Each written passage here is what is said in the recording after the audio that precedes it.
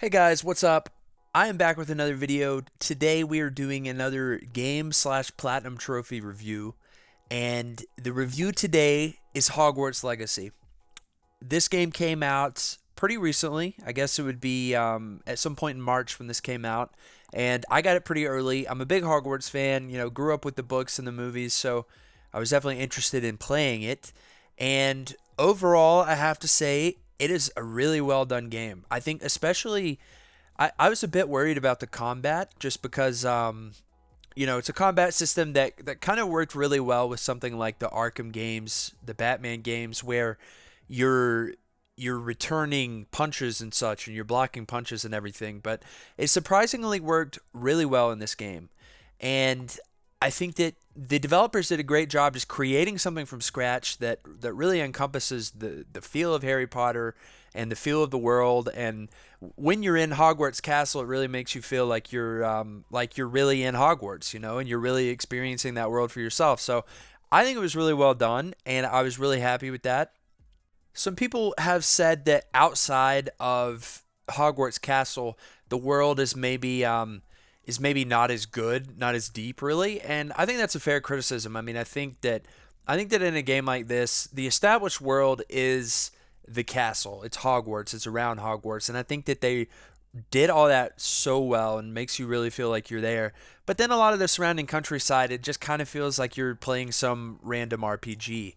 But to be honest, I was fine with that. I thought that it was enjoyable to explore that world, and you're still doing it. I'm wearing my Hufflepuff clothing. I'm still going out in the world and interacting with people who are talking about Hogwarts and who are talking about magic and stuff. So you definitely feel engrossed in the world while you're in it. And I put it up on the screen earlier in this video, but I put about 50 hours into this game, and by the end of it, I was feeling a little burnt out from it, I guess. But we'll get to that a little bit more when we talk about the platinum trophy.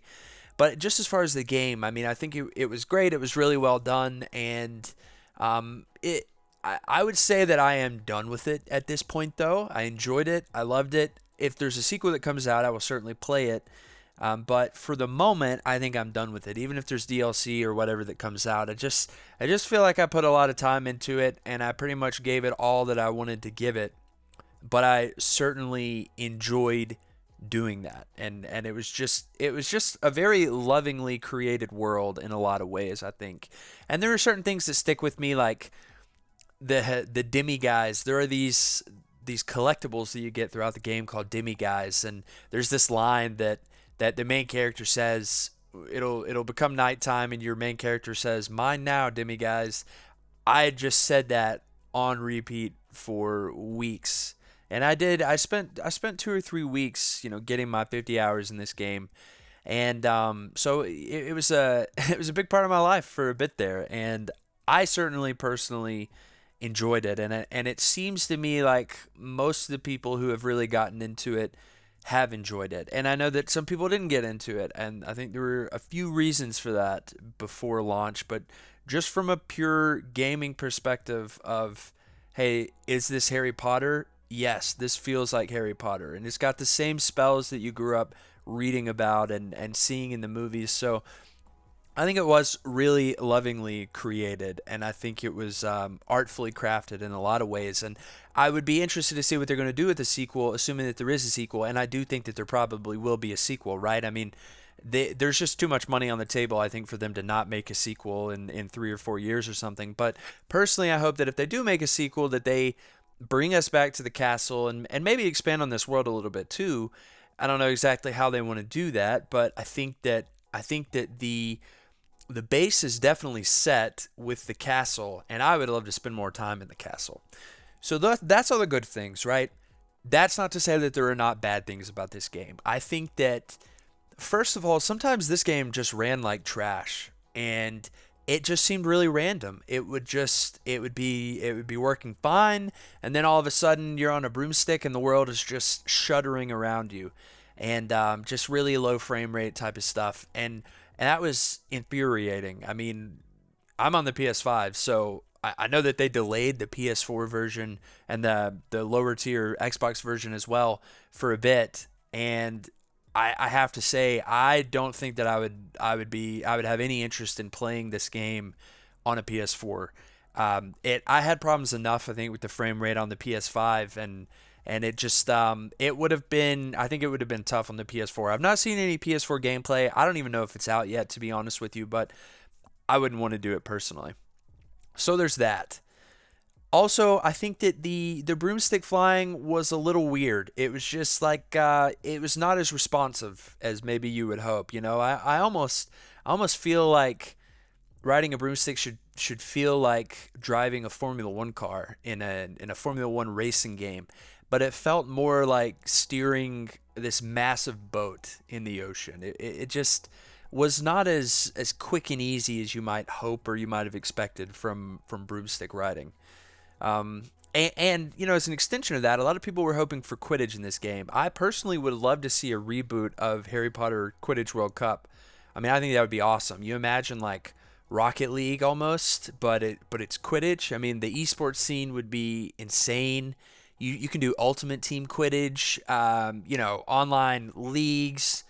You know, keep all the like the Chudley Cannons and all those Quidditch teams, and you do the World Cup. I mean, imagine FIFA mixed with Rocket League Quidditch. I mean, admittedly, Quidditch the game has some quirky issues.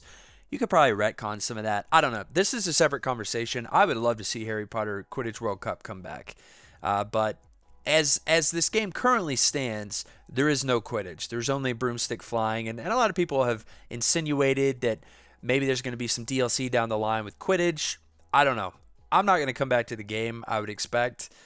So I probably won't be playing any Quidditch DLC. I kind of feel like I put the time into it that I wanted to, and I've spent so much time recently on games like Assassin's Creed that I don't really want to spend the extra 20 hours or so to get the platinum in this game, which again I'll touch on in a second. But a few other things about the game that I didn't necessarily love so much. There was this whole subplot about, you know, capturing these magical creatures and like brewing potions and stuff, and it just felt like filler to me. I just got so tired of dealing with that when I had to deal with it, and I just had no interest in it, and it didn't seem to really get me anything. It was just like you could use some of the feathers and such from magical creatures to like upgrade your gear, but honestly, I played this game on story mode, the easiest difficulty mode that there is. I mean, and that's just how I prefer to play, you know? I mean, I'm not going to sit here and say that I'm a very great RPG player with a lot of abilities and everything. I mean,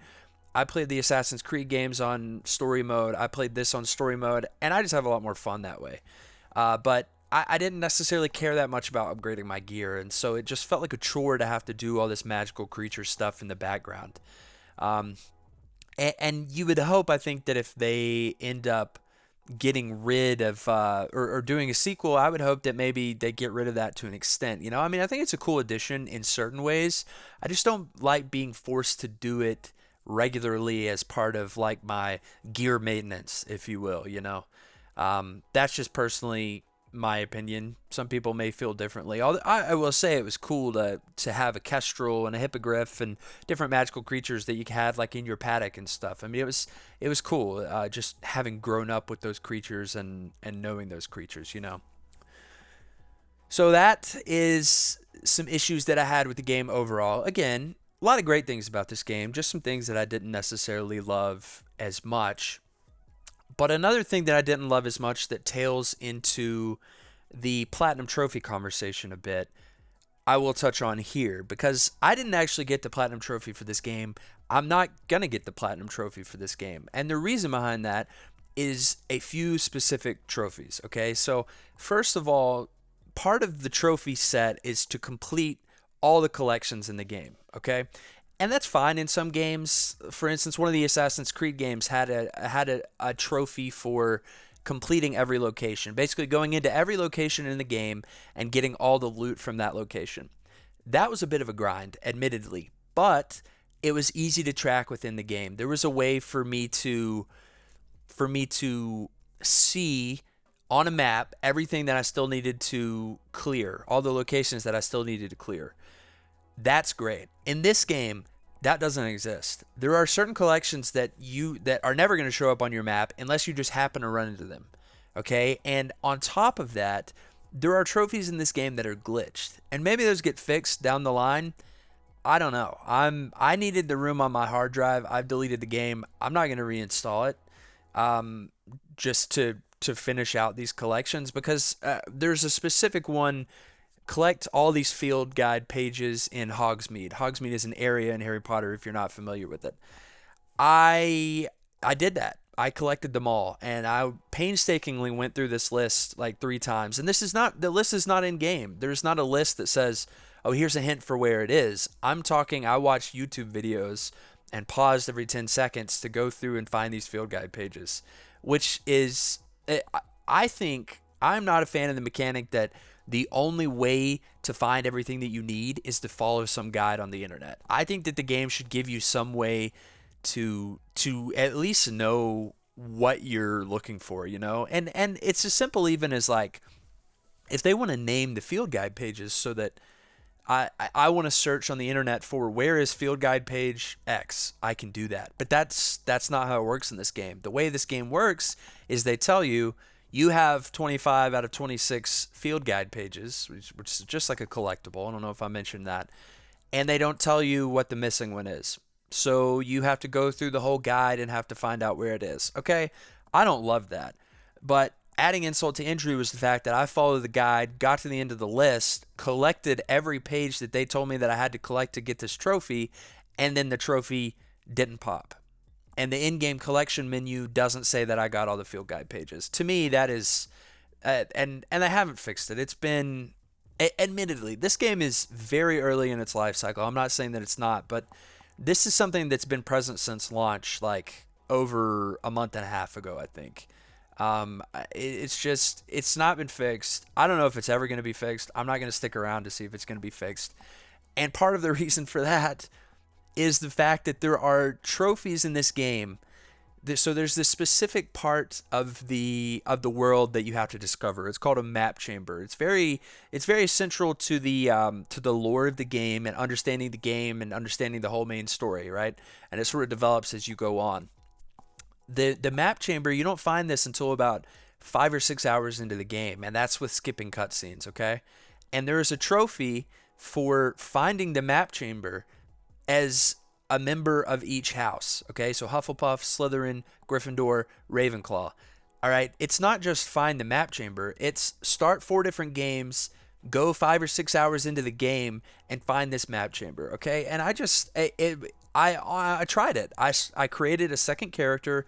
I did the character creation at the beginning. I start going through the gameplay, and I just thought to myself, this is ridiculous. I'm not going to spend 15 to 25 hours finding the map chamber as 3 other houses when I've already done it, especially on top of the fact that you have to get the trophy for collecting everything, which is currently glitched, and also there's no easy way to find everything. So I just have some serious problems with the trophy list. I think if you're a platinum completionist and you need to get that platinum trophy, this is probably not a great game for you unless you're just really you love Harry Potter and you're willing to spend 65 70 hours on it. I personally was not. I think at different times in my life I probably would have. At this point in my life I'm not feeling like a platinum trophy completionist, so I didn't get the platinum here. I'm not going to do it. But I do have those problems with the trophy list. I have some problems with the game. But again, I just want to reiterate overall, this game is really well crafted. This game is very lovingly crafted, and it feels like Harry Potter. You know, you feel like you're in Hogwarts Castle. You feel like you were in that world. And I think that's really special because it really feels like the first time that we've gotten to do that as gamers. And I'm 27 years old. It's 2023, so you know, the Harry Potter books were coming out as I was growing up. You know, I remember being 6 or 7 years old and going to see the first Harry Potter in theaters because I was into the books and the movies were starting to come out. So it's kind of a really special world for you if you grew up reading the books and watching the movies. And as I said, this is the first time that we've really been able to feel this world in game. and I think that's really special. And I think it's really well done in a lot of ways. And I kind of equate this game a bit to like the recent Star Wars Jedi games. Jedi Survivor is the sequel coming out. Fallen Order is the game that came out a couple years ago. The first game, you really feel like you're in the world. You're really enjoying it, and you just kind of hope that in the sequel they will sort of address some of the issues that the first game had and really polish it a bit and turn it into something that maybe in my mind goes from like an 8 out of 10 to a 9 out of 10 or a 10 out of 10. And I will say I'm going to get the Jedi Survivor sequel. I'm going to get the Harry Potter sequel if and when it comes out. So I did enjoy it. I just had some specific problems, I think, with the game and specifically with the trophy list itself, because some of the trophies that would be required to get platinum just became infuriating. I don't want to go back through the game as members of three different houses on top of the one I've already done. And some of the trophies are glitched, so I can't get them anyway. So that's just kind of the nature of the list. I'm done with this game. I put 50 hours into it. I enjoyed most of those hours. To me, this is a 7 out of 10, 8 out of 10 type game. I mean, I enjoyed it. I had fun with it. Let me know in the comments, did you play the game? Did you enjoy the game? Did you get the Platinum Trophy or the equivalent on Xbox? Are you planning to? I'd love to know what people think about this and see what some of the RPG veterans out there really think about this game and about this trophy list. So let me know in the comments down below. Thanks for watching. We'll be back with more soon.